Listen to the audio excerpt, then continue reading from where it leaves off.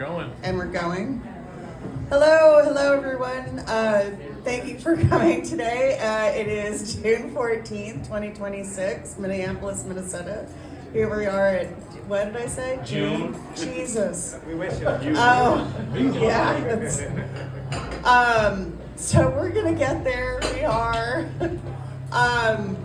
And we are here with the Minnesota Craft Cannabis Guild, which I am the operations manager. And I am also a certified Ganjier, and I am here accompanied by other certified Ganjier. I'm Joe Bunnell. Nice to meet you all. And I'm Charles Olson. Everybody calls me Chuckles. Hey guys, what's up? And we are all certified Ganjier. For those of you not in the know, certified Ganjier is kind of like a wine sommelier, but it's for cannabis. So we're essentially the equivalent of a second level wine sommelier. So we are trained to assess the quality of flower and the tenets of quality of the cannabis flower. So, which is why we're here to talk about today. We also have another certified Ganjier joining us, Mr. John Meyer. Hi, John. So, John, please feel free to jump in anytime you want to say something. As one of the founders of the Minnesota Craft Cannabis Guild, we took it upon ourselves to define what craft cannabis means to us. What is craft cannabis is a spectrum, like anything in this world, and we needed to put a line in the sand, which we did, and I'm going to read for you our definition of craft cannabis. It is not the definition of craft cannabis, it is our definition of craft cannabis. We at the Minnesota Craft Cannabis Guild define craft cannabis as including the activities surrounding the creation and consumption of products that contain the spectrum of naturally occurring phytochemical compounds produced by the trichomes on a cannabis plant. This includes hemp or marijuana, infusions, whole plant distillates, solventless rosins, and products created from them, period. It does not include isolates. We regret the exclusion of medicines that utilize isolates for consistency, or synthetic cannabinoids and products that use isolates or synthetic cannabinoids. We just had to draw a line in the sand somewhere, and that's where we drew it. And now I'm going to pass it over to Mr. Joe Bunnell. So I interviewed 3 different growers, East Coast, West Coast, and a local grower. And the very first question I asked them, how do you define craft cannabis? And they all pretty much had a really similar answer, mainly small batch. They all said living soil. 2 said sun, and 1 is a commercial grower. And his whole point about trying to stay with the whole commercial and yield and everything, but he said that plants growing closest to nature while making the ideal environment. And they all said hands-on, hands-on, hands-on. But 1 said hands-on in a different way, hands-on by hands-off. Least amount of human touch as possible while giving the plant its full care and needs. And he says that with a human built the light. A human did not build the sun. And he thinks that the sun is far superior. Just his ideas. That's the local grower. And then the guy on the West Coast basically said the same thing. But he was more into like closed loop agriculture with it, where he would not, obviously he wouldn't use certain chemicals for sure, but he also would only source stuff to make tea out of waste from stores in his area. And he said that leads into the whole craft of building the farm in a regenerative manner, which regenerates the craft, replicates it. And then my kind of idea is the idea of growing the plant from the ground or soil up and not the plant down. Yield's not relative to me. I'm more about how nice can I make the plant look, what can I do. I'll take a small plant that turned out really good with high terps over a large plant any day. That's kind of how I define it. How about you, Chuckles? When I think of craft cannabis, it kind of makes me consider all the facets of the growing processes, like how it's grown, with which medium, what light, and when you really want to craft something that is the best for you, then that's when it comes to like a craft cannabis in my mind. So like that's for the personal grower, and it's anybody else's opinion really doesn't really matter as long as they grew it craft for themselves, and that's kind of what makes me think of that. And then like the drying process and the curing process comes into that as well, as just putting all the best care and quality that you can come up with as the artist, then that is then craft cannabis. Along with chain of custody too, after it's all done, said and done, cured, ready to smoke, how do you store it, and how do you, move it and stuff like that. Just all those things to consider. And it's all done with the most care and love. That's what I think craft cannabis is to me.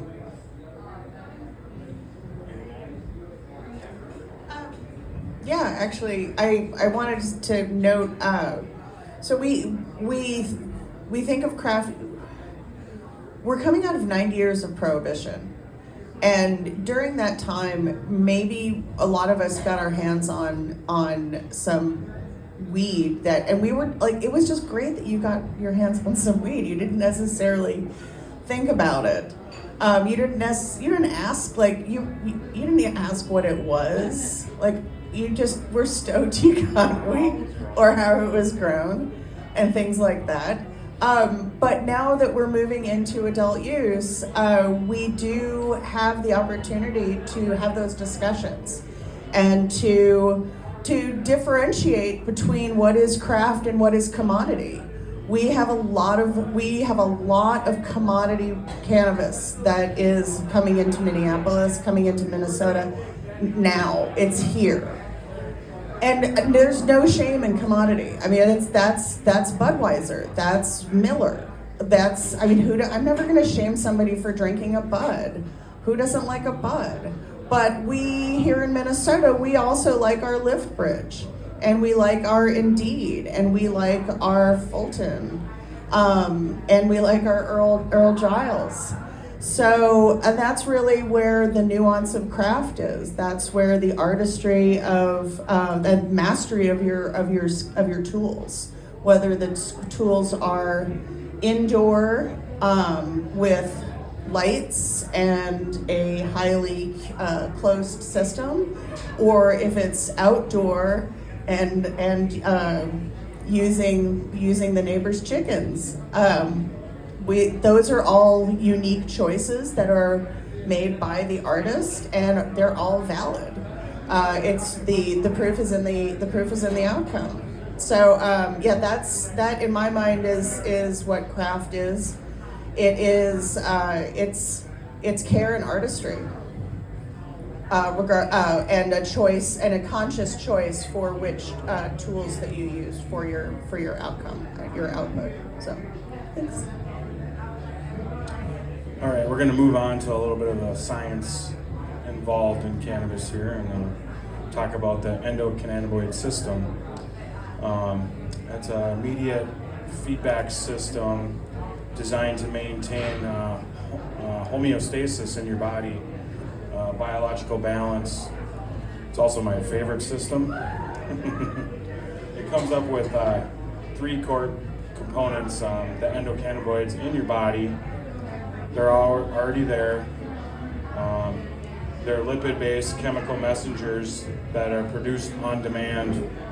When you feel hungry, it produced it on demand. You want to eat them.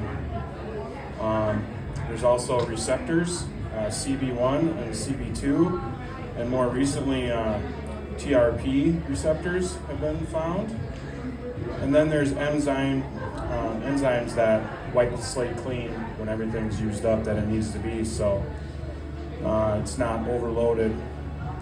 Kind of interesting about the TRP receptors. This is a little more new. Those are things like capsaicin. It'll sense that in hot and cold temperatures. Also, like menthol.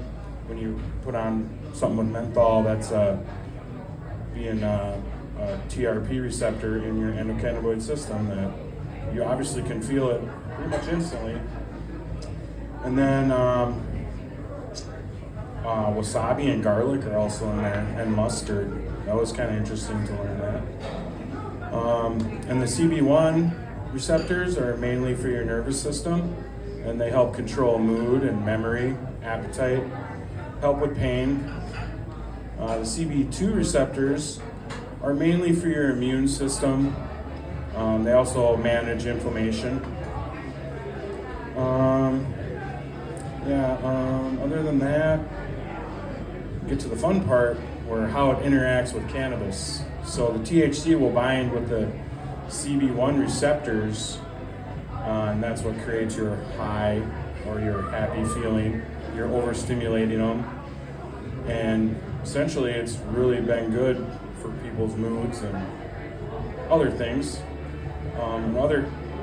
CBD is another cannabinoid that works with it, but some research says it doesn't bond to it. It kind of encapsulates around it and keeps the good endocannabinoids on there longer. I think that's all pretty new research. Really don't know. I mean, the system was only discovered in 1988, and it wasn't until 96 or 97 where they actually started to be able to identify what the things in the system were. That's not that long ago compared to we've known how to do almost everything with your body for hundreds of years in some cases. So it's interesting to note they don't teach that in med school yet. They still don't? He said they don't teach it in med school. Yeah. I mean, it is kind of bro science at this point. Yeah, but I mean, it is an encapsulated system for all your other systems. Yes. Yes. It's very clear there, yes.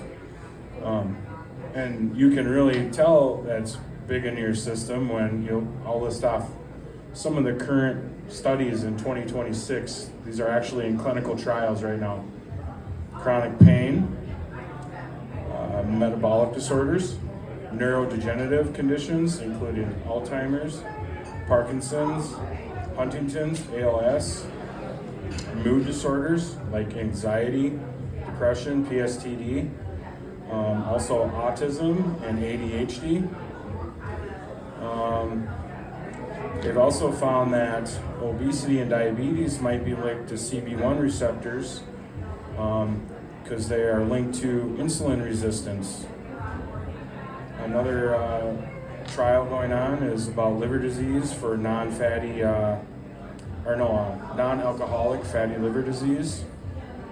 And then gastrointestinal disorders, IBS, Crohn's, all that, ulcerative colitis.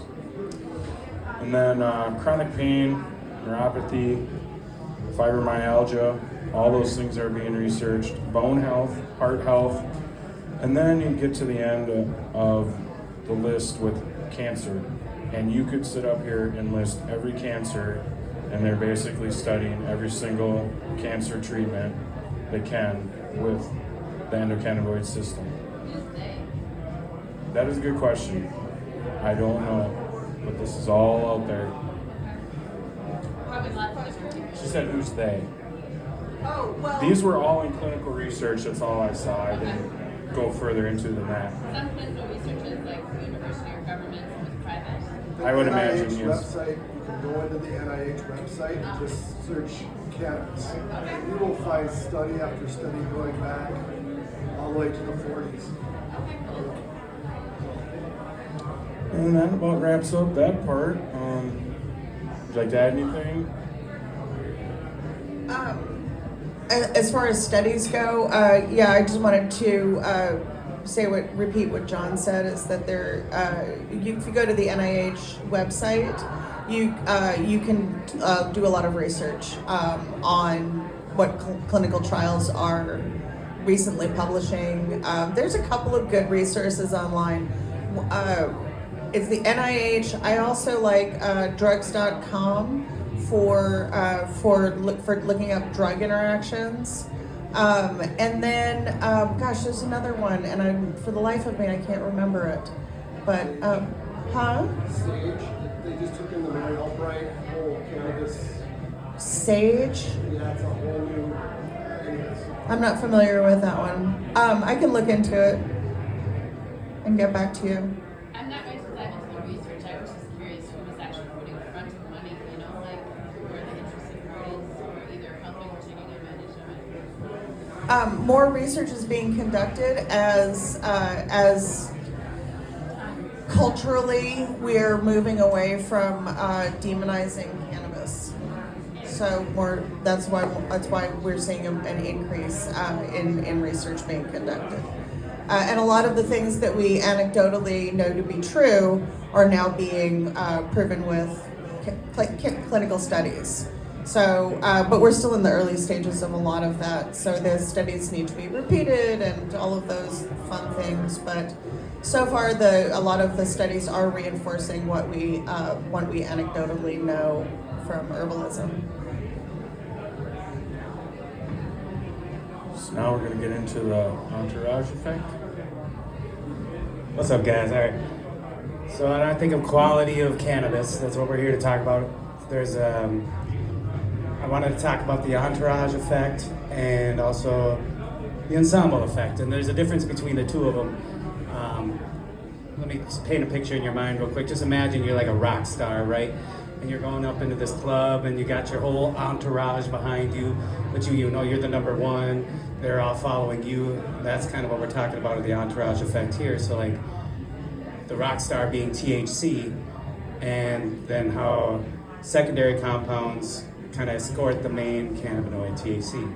Whereas in the ensemble effect, if you imagine you're at the rock star's concert and you're just watching the whole magic of the whole show, just you can see each individual ensemble part of the music coming together to make this magical show that just encapsulates everybody. And that's kind of where I get excited about it, that like all these things work together.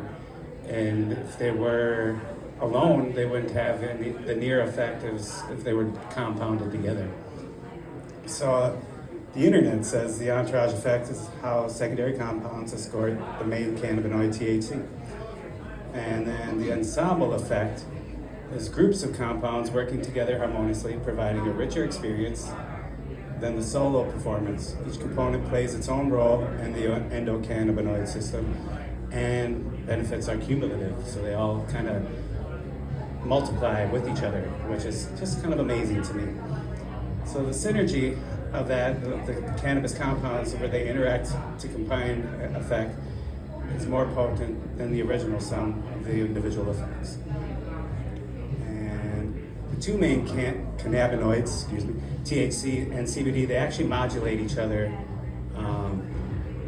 their effects. So like CBD can actually reduce THC's anxiety, and where THC can actually increase CBD's anti-inflammatory and like chemical imbalances and stuff like that. And so they work together and they work apart as well. But when you put them together, it makes it multiply their effects. We'll talk about terpenes. Terpenes is kind of the main reason that I started really wanting to learn about the science of cannabis. Like it's in the Ganjier program, we like to say that terpenes, the THC is the gas in the vehicle. The terpenes are the driver of the bus. So like the terpenes will tell us what effects are going to be more prevalent in most people. So terpene is an aromatic compound that adds flavor, aroma, and the influence of the effects. These are individually based though, so terpenes can affect others differently. It depends on many factors, including chemical balances in your body, your mood, your metabolism, your tolerance.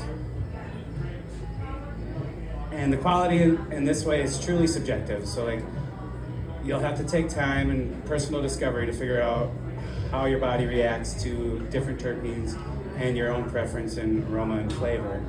So it takes a little bit of, knowledge of what actual terpenes and cannabinoids are in the weed that you're smoking.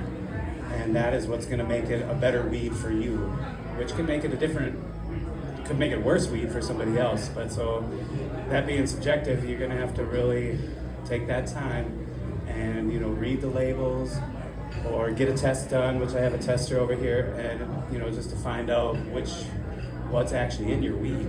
That's what makes quality weed for you. Add to that, buddy. So the cannabis plant can, 150 terpenes it can pull up, where most plants is like 5 or less. Most it's like 2. And it's almost like it's designed, and the plant is designing to help you in its own way without knowing it's doing it.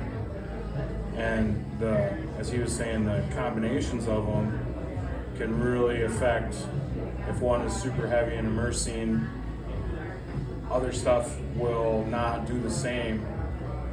And then myrcene is so prevalent in so many strains, it almost gets in the wash. And if you're using the same type of cannabis over and over, you're having that myrcene. And then as soon as if you consume a cannabis without it, you are going to be grabbed by that cannabis, and it is going to, you're going to like it, or you might not like it. It might be over the top for you. And that does happen to some people, and that's kind of what he's saying, that it is very, very individualized. Would you like to add anything?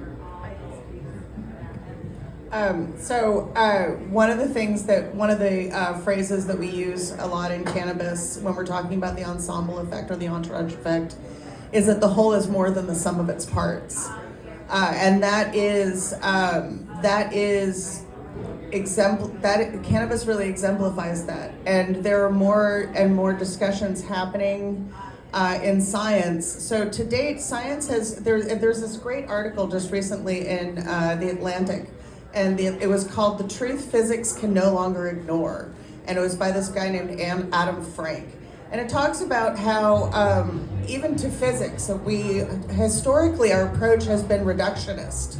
We look at the components of the system and we say, oh, it is these things. This is what makes up the system. But that's the reductionist approach. We're looking at the smallest possible, or just as it gets smaller. And as we know, living things are often more than the sum of their parts. That is called a complexity approach. And that is one of the things that cannabis really exemplifies. It is more than the sum of its parts. Not only that, it's incredibly responsive to its environment. It's a brilliant expression of terroir, and there are schools of thought that say that you want to grow your own you always want to grow your own cannabis because the plant senses what you need. So it can get pretty woo woo. And I think it's great. I'm there for it.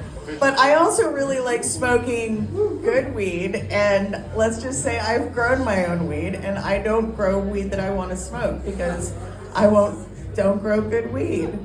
I just don't. For whatever reason, I just don't. So I respect people who are artists and who know what they're doing, and I appreciate enthusiastically their artistry. So what we're talking about right now is, and we're going to talk a little bit about the chemical compounds. We're going to go into that a little bit more.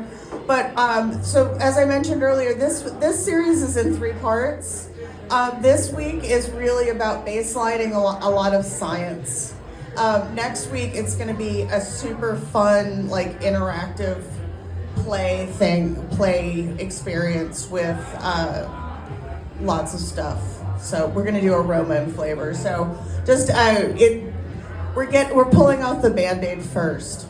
So ensemble effect. The whole is more than the sum of its parts. I like how you put that. That's nice. Woo woo. All right, back to terpenes and the ensemble effect. So terpenes, they modulate the cannabinoid effects. So like they drive the bus. Certain combinations of terpenes can also change if that terpene was just alone. You know, like if you're just going to work with limonene, like you're going to get a kind of an uppity, more, get her done effect, I like to call it. Whereas if you were to also mix that with some myrcene or even like a pinene as well, that is going to compound those effects, which are more for sedative and and also for like anti-inflammatory and things like that are for medicinal or therapeutical uses too. So the limonene is for me is my favorite one, and I like to talk about that one. It also helps with not having so much anxiety with like a couch locked kind of smoke and stuff like that. So, but it also mixes well with all the other terpenes and kind of makes them stronger in my studies that I found. So they interact with all the cannabinoids in your own endocannabinoid system, the terpenes do. So they're increasing the permeability of your cell membranes for better absorption and directly influencing your receptors. So the more terpenes you have in however you're consuming it, the more effects you're gonna have. Just baseline how it is. Other compounds we'll get into here, other than the two main ones, THC and CBD. There's phenols. They also play a role in determining the quality of cannabis. They cover a wide variety of non-cannabinoid compounds like flavonoids, phenolic acids, lignanamides, and other significant antioxidant and anti-inflammatory and potential anti-cancer benefits. So phenols is a huge thing for quality of cannabis. They don't really get talked about very much, but they influence the flavor and the color of the plant, and they play a vital role in the medicinal and therapeutic effects of cannabis. So those you're not going to really see on your label, you know what I mean? But you can look up a certain strain and find out what phenols would naturally come through those genetics. CBG, which is mainly found in the flowering stage of growth, you're going to have a higher CBG levels in right before the CBG turns into THCA. While it's growing. So if you want to get CBG, you're going to harvest your plants early, and you're going to have a higher CBG. And you can isolate those through chemical processes and stuff like that to just get CBG. A lot of people use CBG alone to do a lot of things. Wide range of therapeutic effects that influence your various physiological processes. It helps a lot with anxiety and stress, anti-inflammatory and pain management, enhanced focus and alertness, and your neuroprotective effects and antibacterial activity. It also stimulates your appetite and gives you a little mood enhancement. So like there's a lot of different things that CBG really help our system, our endocannabinoid systems. But it's a non-psychoactive compound, so it's people don't really pay attention to it these days. Everybody wants to just get high, but this science behind this is really helping out. The more research that they do on CBG, the more they're finding out that it's really one of the better compounds that come from marijuana. And then there's CBN, or also known as cannabinol. It's been prescribed for decades. You can get a pill right from the doctor, cannabinol. It's considered a mild psychoactive, and it does not typically induce an intense high. But man, like first time I heard about CBN, I was at a dispensary and they had some CBN gummies, and I was like, what's CBN? You know, I didn't even know. And it's out west somewhere in California, and this lady comes up. She's like, that's that CB night. I'm like, oh yeah, okay. I don't know what she's talking about. And then I was like, I'm gonna have to try that. And then that very night, I took one of those, and man, I had the best night's sleep. And I still to this day take CBN almost every night. CBN gummy, full spectrum oil, and CBD also in that gummy. So it's like, it's for sedative purposes, sleep promotion, and pain and inflammation, and it gives you like a really deep night's sleep for most people. And so that's definitely one that I like to talk about. And eventually THC over time converts to CBN. So as your weed gets older, and you know, it takes a lot of time and years really, but that's when you're gonna find more CBN in your older weed. And if you ever like found a weed from back like 2 years ago and you're like, I'm gonna smoke that, and I wonder if it's gonna get me high, and then it just lays you out, and they're like, yeah, that gets you really high. And that's more the CBN that's working through that and laying you in the couch. Then last thing I'm gonna talk about is some alkaloids, which is a new studies that are coming out. We all kind of heard of alkaloids before, but we never really put it with cannabis. They have nitrogen-containing compounds that contribute to the plant's complexity, but they offer therapeutic effects a lot like the CBG, neuroprotection, anti-inflammation, but they're found in way smaller amounts, and they're more for influence the plant's defense while growing, but we're finding that they're interacting with various systems beyond our endocannabinoid system. So like not just the endocannabinoid system. So there's much more investigation needed, but it's very likely that the alkaloids contribute to overall effect of cannabis. And I hope to learn more about that as I dive more into it, because I just kind of started learning about it.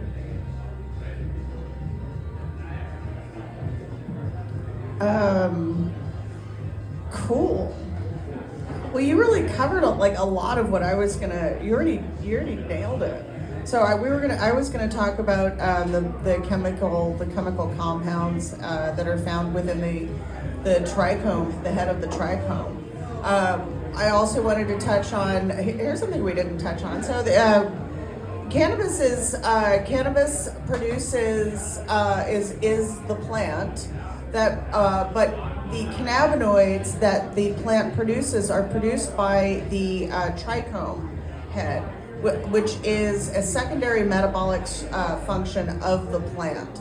So it doesn't happen. They're not the same thing. Like they're not on the same cycle. They're not on the same schedule. So a plant's morphology, like how a plant grows, is not going to necessarily be an indicator of the maturity levels of the trichomes. So, which is relevant to quality, what we're going to be talking about in next week and the week after. The other thing that I wanted to mention is that we do know that cannabis that is grown in living soil, that produces those microbial and fungal communities are the ones that encourage a higher production of terpenes in the trichome heads. So you have a higher chance of getting the higher percentage of terpenes that you want. And the terpenes will mitigate the THC and the CBD and all of the other minor cannabinoids that exist in the head of the trichome. All of those things working together along with the phenols, the thiols, the flavonoids, and the acids. That's the entourage effect. That's the ensemble effect. When I think of ensemble, I think of like an orchestra. You have your horn section and you have your string section and drum section. Those can be your terpenes and your cannabinoids,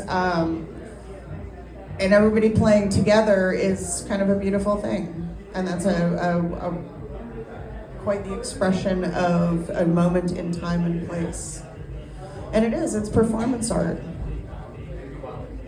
And in quality. And quality, we'll talk about this next week, but quality, when you're smoking quality cannabis, it tells a story. It much like a cigar, it's going to bring you along on a journey. And that the story that it tells changes, the language changes depending on where you are in that journey. But that's for next week. So yes, we threw a lot of science at you, a lot. Does anybody have any questions? Please say yes, and please come up and speak into the microphone.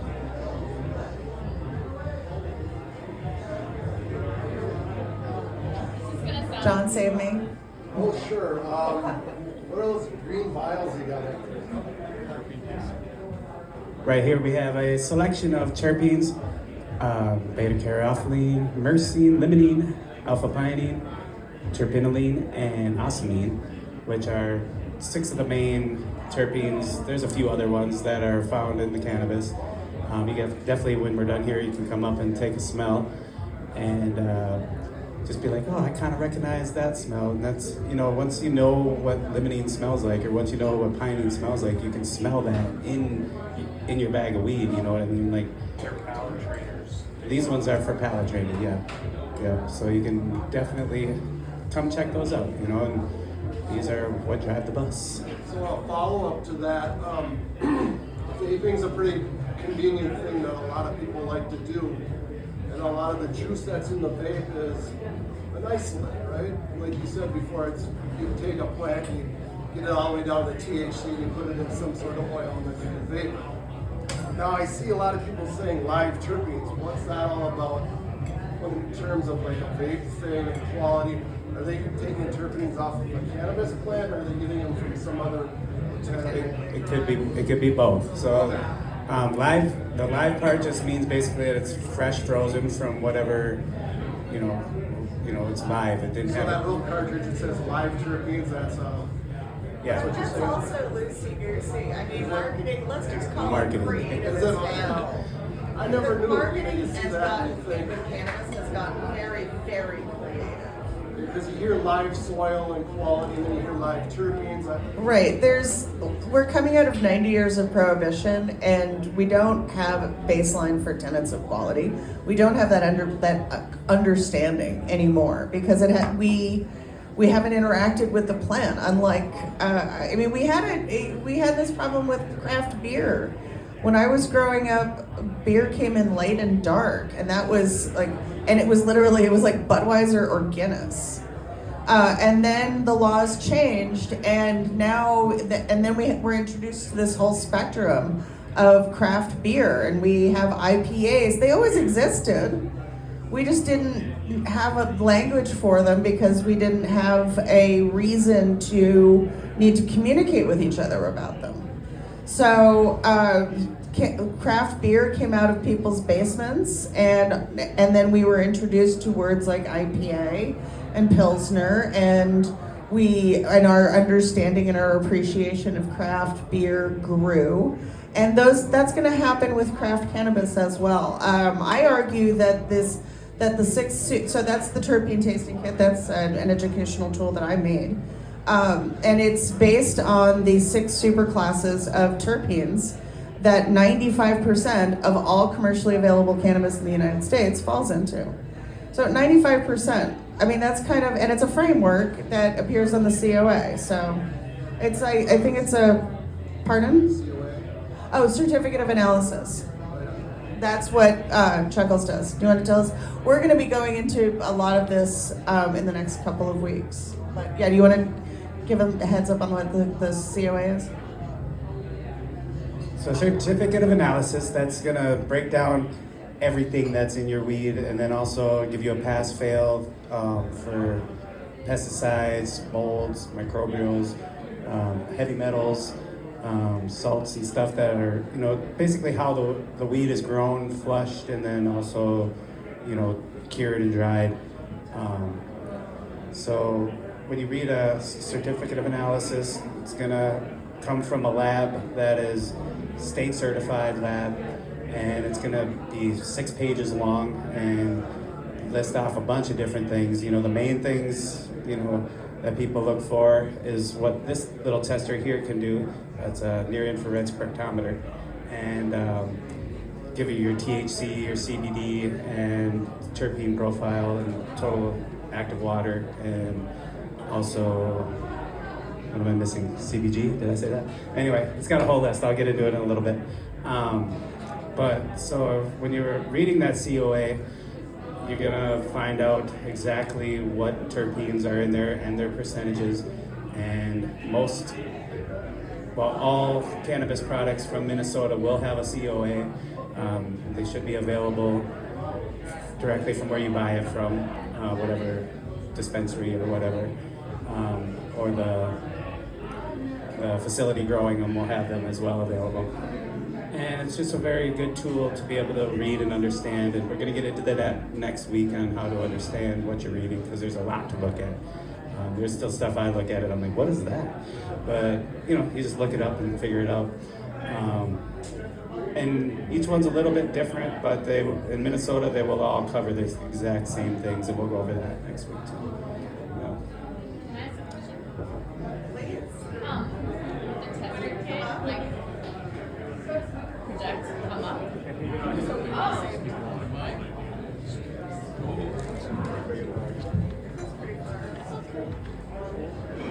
I'll bring it to you. It's okay. I was just wondering, have you guys interfaced with this? And if so, have you done it multiple ways where you smell it and then you're like, oh, that feels good? Or are you like, you should try it, based on the research that it says? Or how do you interact with if you have? Or how would you recommend for people to approach it? I suppose there are a bunch of different ways. I think there's a bunch of different ways, and I've interacted with this a lot, but I don't know that these guys have. But we all have our how a cannabis flower smells is going to tell you how it's going to make you feel before you consume it.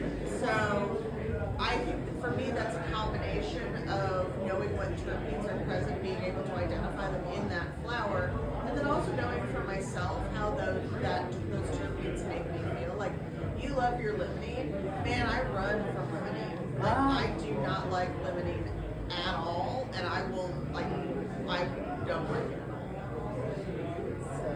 So that's how, but just knowing that empowers me and all of us to curate your own experience. And then when it comes to these, just being able to open and smell them, that's the only kind of, now That's I know. your first pass. Yeah, exactly. Now I know, okay, this is what your phenols smells like. So as far as if you're able to consume, you're not going to be able to consume these, right? Yeah, no, it's not for consumption. It's like learning what the color blue is. Yeah. It's having a shared language.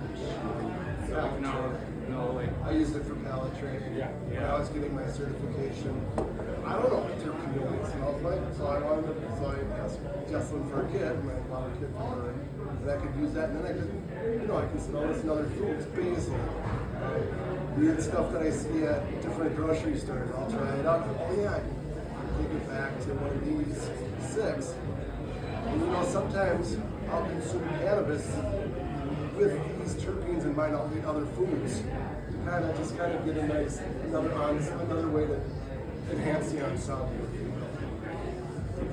So one of my favorite ways to interact with it, When we grind up some cannabis and you smell it, and his tester will tell us what terps are in there. You can take the 3 or terps that it shows, 2 or 3, and kind of hold them together, open, and you might be able to match that right to the cannabis. And then the more you do it, you can pull open a bag and go, that's myrcene heavy, I can tell. And it's pretty easy once you understand what they are. it does help. I think a lot of the Ganjiers are former chefs or are chefs, and they have a good palate. I've cooked for years. I can pick that stuff up in food too all the time. Yeah, so. Do you guys, are you sought out the certified Ganjier by many companies? Like, do people go looking for you now in today's world? I couldn't hear. Do you get sought out by big companies? Do we get paid? sought out by Like, big you're companies like- because we're Ganjiers? Yeah. Like, I haven't yet, but that was kind of my goal when I got into it. I would like to, yeah. It's definitely probably a future thing. I believe Aaron has one of the council teachers. He has Ganjier reports in his dispensaries in Washington, and literally you scan it, and I don't know how many people ever do it, but you can see their scores, and it links right to the actual app we use to assess, and it'll show all our notes and everything.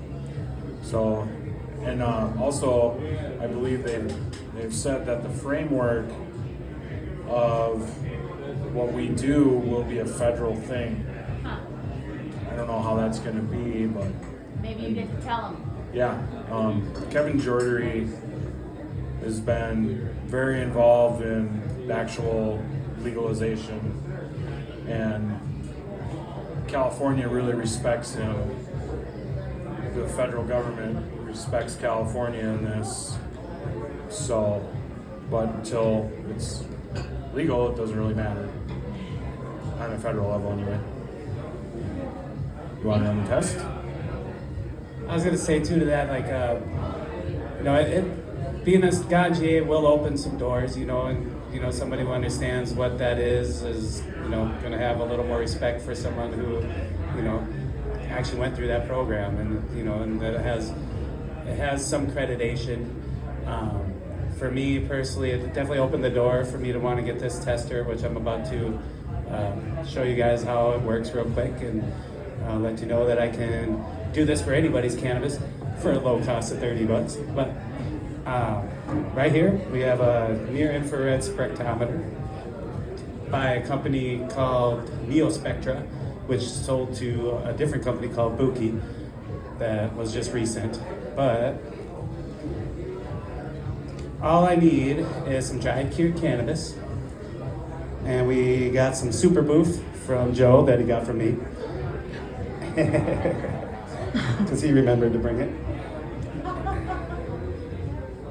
And super boof's high in limonene, which is one of my favorite ones, and I just love everything about that strain. And right now I'm just pulling up the app here. So this thing right here is going to run near infrared spectral light through ground cannabis, and then I like to say read its digital aura, which is kind of mystical, but it's scientific. Let's pull this up here. Get everything linked up, and I have to calibrate. One second. So this is a calibration tile right here, which is a cannabis calibration tile. So this machine actually can test anything that grows from many different things. Big farms use it for testing their feed for cattle and anything that they grow. This one for cannabis, it is mainly for finding out your CBG totals, CBDA, CBD, THC and THCA, which A is the acid form, and then your total terpenes and a terpene profile, and then your active water, which tells you if there's room for microbials or mold to grow. You want that number to be on the lower end, and then also your moisture percentage too. So I started getting this ready before we went here. You gotta grind it up as good as you possibly can. And then Why is it important to have those moisture levels low? the moisture level's low. You know, the higher the moisture level is, the more opportunity there is for mold and microbials to grow. Appreciate it. Is that something that we specifically need to pay attention to in Minnesota? Yeah. Yes, you definitely have to. Like maybe more so than other places? Dry climates, Here in Minnesota. yeah, very high humidity. Very low. Even outdoor cannabis here is way more prone to powdery mildew and other molds. I pulled a plant this year outdoor on the 15th of November, and my neighbor let his go about 2 days later, and his all got powdery mildew. It was a 2-day difference. It didn't take much, but it was just too moist. And I was out going outside and shaking my plant off every day, so trying to keep the moisture content down. And that plant took much longer to dry too than the other ones I pulled 3 weeks earlier. Just wasn't ready yet. So basically, it's nice to know as he does this and grinds it and does all that, you're gonna get your terp profile. And then you probably could try to match it too with the palate training kit. I don't know, do we have anything else to add? Question? Terpenes on the cannabis market, how much percentage-wise is from cannabis and how much is it from other stuff? You know, That I'm not clear on.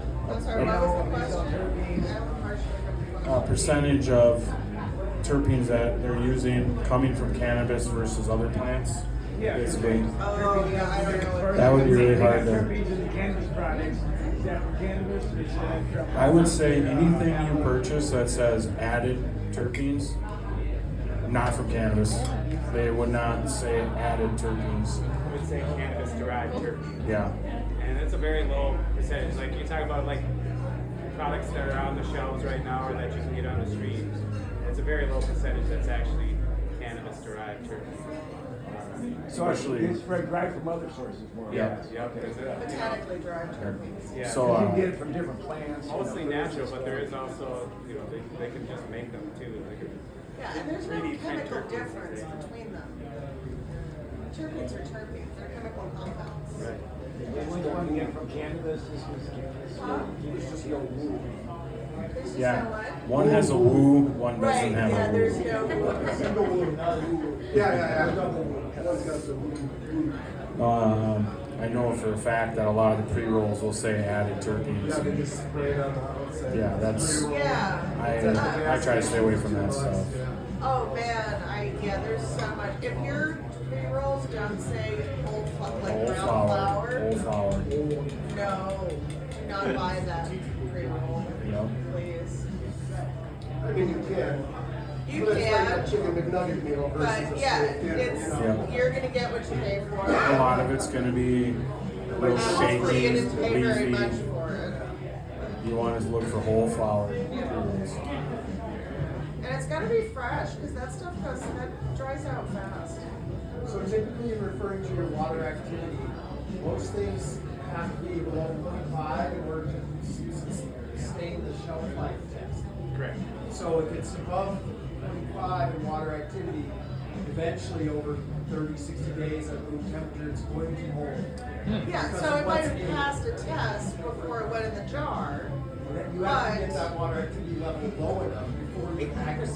Precisely, and that's a sweet spot because it's the dry and pure. Like that's a whole level of artistry And on its own. he had brought up the chain of custody, and that's part of that too.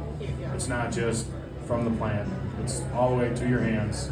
I actually grabbed a thing from a dispensary locally, and everything seemed fine, but it was just in a regular bag, and I handled it with total care, bringing it home, opened it up, and it was smushed to nothing. And it's probably just the handler at the dispensary or someone like that. But your chain of custody goes all the way to that point. All the things with moisture and whatever else too. Did it look like it was packed and sealed? That could be what caused it, but I mean, They were probably really nice, fluffy, pretty looking buds that were literally like pieces of paper and stuck to the side of the bag. I was not surprised, honestly. I was hoping it would come in a jar, but it I didn't. got a question. What's the difference between active water and relative humidity? That I do not know. Do you? I'll take a crack at that. So active water is the water that's in kind of like the kind of the trichome area, and in the relative humidity will affect your active water. You know what I mean? So it's not that there's the same thing or different, but it's the relative humidity will affect what the active water is. You want to get your humidity down to below 62 to reduce your active water. That's basically how I think that covers it. I'm gonna actually look into that as well It's too. more like water vapor versus Actual droplets, yeah. So the active water, it's more the vapor though, the humidity too. So that's how it can affect the active water. Yeah, I'm gonna look into that more because there's more explanation on that I'm trying to. I don't think I know exactly, so I want to look that up. Thank you. All right, we're testing some super booth here. So I got it all down. You want to get, for a near infrared spectrometer, you want to get it as finely ground as possible. So I sent it even through one of these mesh things to get everything to be the equal size. And so we're gonna hit the test on here. It takes about 1.5 minutes. It's scanning right now. It's shooting near infrared light into the cannabis. And this right here is just kind of a weight to hold it down. And then in about a minute, we'll get an actual reading. For terpenes, it tests for limonene, beta-carophylline, alanine, myrcene, linalool, humulene, and euphylline. And usually only like 2 or 3 terpenes kind of show up because there's 150 different terpenes, but this really only tests for 8 of them, the main ones. The only one that it doesn't test for on that panel there is osmine, which kind of bummed me out when I picked this thing up. And actually after I bought it, I was like, oh man, I wanted to know where I can find some osmine, because that's just one you don't run into. It's awesome, but Less than 1% of the market. yeah, less than 1% of the market it has osmine in it. And Did you just say awesome? yeah, awesome. It really is. I mean, if you can find a strain that's got some of that, I don't know any right offhand, but I've ran into a few in my day, and man, it's like that euphoria. That's what Pog, yeah. Wow, I haven't heard that one in a while. All right, we got results. So this one, just to go over it real quick, we got a 17.14% THC and a 18.53 THCA. So some people will kind of average those two together to give you what your THC total is, as THCA converts to THC under heat. This one didn't show up any for your CBD or CBDA. CBG is a 0.4 total, which is actually, 0.3 is average, 0.2, 0.3. Total terpenes is right at 1%. And the moisture level is at 12.9, which anything under 15% is good to bag it up. You don't want it much under 12% because you're looking at getting a little dry, a little powdery. And the active water also plays a part of that as well. 0.45, so under the 0.5. And then for terpenes that it shows up, it doesn't give an exact percentage of terpenes, but it gives you a terpene profile. So it shows we have more myrcene. Limonene comes in second, and then linalool and pinene come in, So there's 4 different main terpenes. So when I test this and I look at these test results, I'm like, man, I kind of want to smoke that. Some people will say like 17% isn't high enough THC. But for me personally, that's right where I like it. And this is Superboof is one of my favorite strains there is. I did do a test on Superboof that a buddy of mine grew, and he was up over 20% THC, just over 20. and a higher terpene level. This one comes from California, and the chain of custody is not to be, boasted about. But, just to get these results, now I know, that it's high myrcene and limonene, and that's the two that I really vibe with, so I get to learn that. And then for growers too, this is a really cool opportunity to really, see where you're at, and if you're matching up with what the strain says when you bought the seed or got the clone or whatever, and you're like, oh man, I got a little more room I can make some more terpenes, or I can do better on my THC levels or CBD levels if it's a CBD producing plant and stuff like that, which is just how it's grown, and then it's always going to be, a little different each time, and hopefully gets better as you go. This machine also tests for nutrient uptake in growing cannabis, so in both stages of growth, your veg stage and your flowering stage. We can take off leaves, and you gotta dry those up and grind them all down kind of like this, and then it'll tell you if you're running hot or if you need more of your main nutrients. There's 8 different ones, so that's another really cool thing about this machine. I'm hoping to personally get into some bigger grow operations and do some research and development with this, and help them really dial in how their nutrient uptake's going. Thanks for checking it out. I got a question. How much weed did you put in there? This right here, about a half a gram sample is all we need right here. Yep. A second question. How much is something like that? This one was $14,000 for this machine, and then $4,000 a year just to use the software for it. Yeah. So as a business, it's a. You got a card, buddy? Yeah, I got you. This is the one. That's why I went with this one. I was looking at the purple and stuff like that. Like, the accuracy. I wouldn't put my name on that. This one right here, I'll put my name on anything this thing says. If you go to Oregon State testing facilities, will have a liquid chromatographer, a gas chromatographer, and one of these, because it is the top of the line near infrared spectrometer you can buy.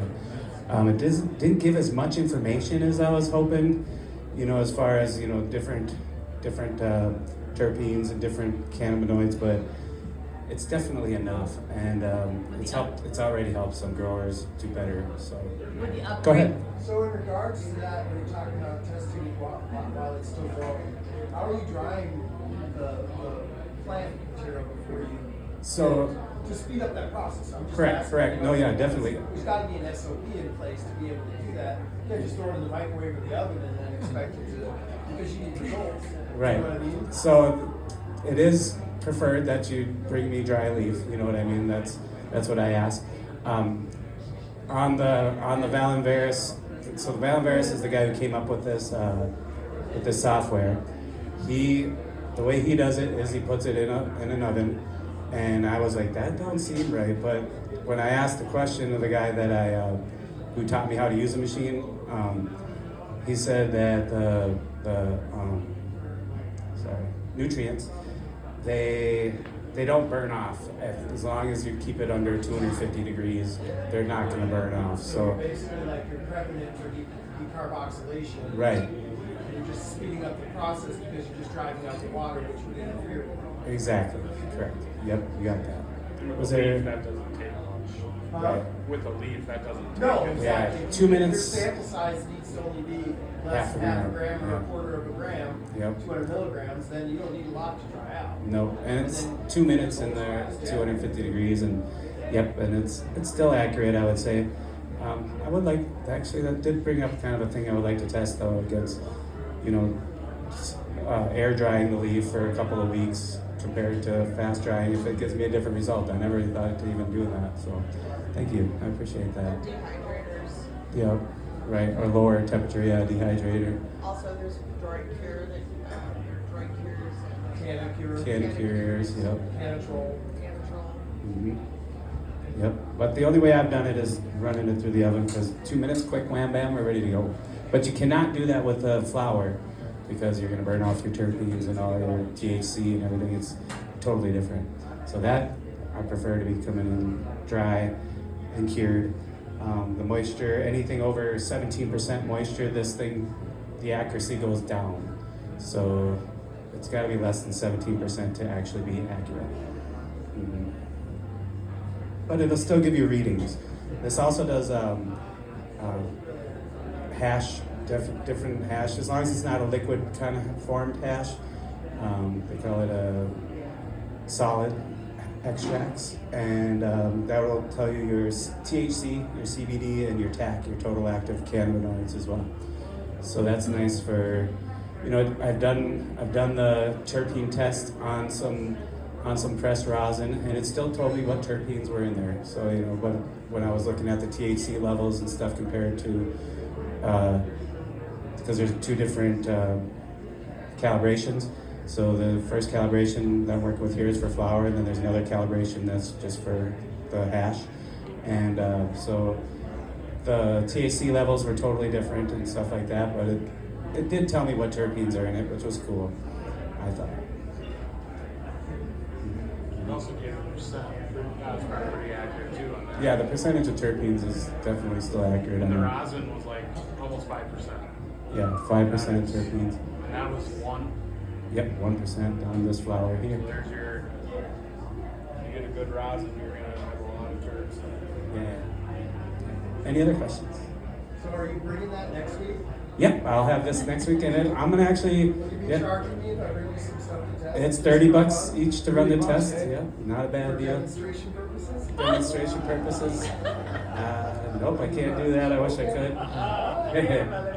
The hustle is the hustle. 14 grand is a lot to come up with. I've had this thing for 6 months, and I'm at like 6 grand that I made with it. So I'm not even halfway there. But as long as I get to my 14 grand, by the time I gotta redo the license for 4 grand, then I'm gonna keep going. But if not, it's, you know, I really enjoy having it, but at the same time, I gotta get it out there and get it used and get people to pay for it. I just can't give out the free ones anymore. But Chuckles. I know I'm asking a lot of questions. I love questions. Go ahead. But okay, you can just stream of consciousness. But like, I'm curious what you were when you were a kid, and if you went to school for anything, and how you landed here, like to this being your gig. Yeah. Like, what's your? So I started off in the traditional market. We could say I've been a street hustler since I'm 14 years old, and selling weed and trying to get the best quality for the best price for everybody, you know. And once about 2 years ago, that started dropping, you know, the amount of money made and people needing my services. So I decided to get into the Ganjier program, and because, you know, I love weed. It's a very passionate thing, and I was like, how do I further my knowledge and, you know, give a credential behind it as well? And so it started with that, and then I didn't even know really much about terpenes then either, so that's what really kind of got me on my scientific side of things, which I'm going to learn for the rest of my life. But terpenes was the main driver for that, and that's why I got this machine and why I started this business. You know, I got to have a business to justify having the machine, and but yeah, I just sit at home and like, what terpenes does this one got? What, you know, I still get all different kinds of things from all over the place. So it's really just more fun and passion for me. But turning it into a business has been fun too. Yeah.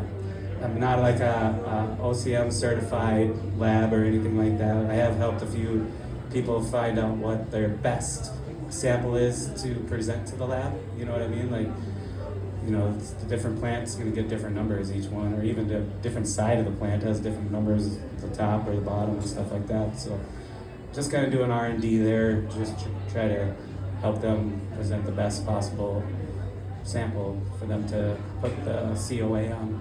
Do you tell your mom and dad this is what you do? Oh, yeah. Proudly? Yeah, for sure. Yeah, they're both proud of me for doing this. They rather see me doing this than the other thing, or I get in trouble. But yeah. Got a question about terpenes. Does the profile change based on the extraction? Say, smoking it versus making a tincture, oil-based definitely, yeah. or alcohol-based tinctures? Yes. So Does that change the amounts of? Yes. So for the oil base is what I would say is if you're going for an extract is the best way to preserve your terpenes, other than pressing, doing your live press. So by live I mean you never let it dry out or anything like that. You can freeze it to keep it live, or you can do it right when you chop it down. Doing a live press is when you're going to keep your most terpenes. They're the most volatile thing that there is too. So any amount of light can even lessen your terpenes. So when you mix it with alcohol, you're losing a lot of terpenes, like the most. That's the worst way. Oils is your best way if you're break down that. right. Monoterpenes with the sesquiterpenes, those bonds shatter really fast, easily, especially with something so harsh as alcohol. Right. So oil can preserve them the best. So It's not 100%, but it's a lot better. yeah, it's a lot better if you got to break it down into something like that. To say put in a cart or like a butter or your that's a good way to preserve them for consumption now. I would say oils. I prefer ghee oil. I like when you make ghee. Yeah, ghee is the best way. All right. Any other questions? Thank you for watching my demonstration. And if you do have a strain here too, I'll be happy afterwards to test it. Give me $30. I'll be happy to do it. Shameless. Next week it's going to be like this whole interactive thing. And if anybody knows of any moldy weed, please bring it. Any what? We are having the hardest time. Oh, we have trying to some. find- We have moldy We have weed. some. Yes. Bring the moldy weed next week. Please. We can turn- We haven't thrown it all away, right? I think so.